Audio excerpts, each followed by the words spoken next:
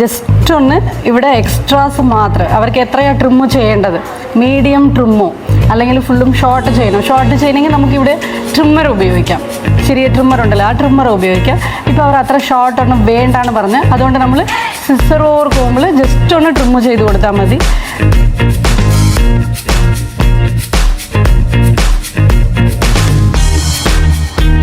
Stand test ചെയ്യണം. Stand ടെസ്റ്റിലേക്ക് porosity and എലാസിറ്റി ടെസ്റ്റാണ് ചെയ്യേണ്ടത്. ഇത് എലിജിബിളോ, ഈ ഹെയറിലേക്ക് നമുക്ക് ചെയ്യാൻ പറ്റുമോ, നമ്മൾ ആദ്യം ഇത് ടെസ്റ്റ് ചെയ്ത് നോക്കണം.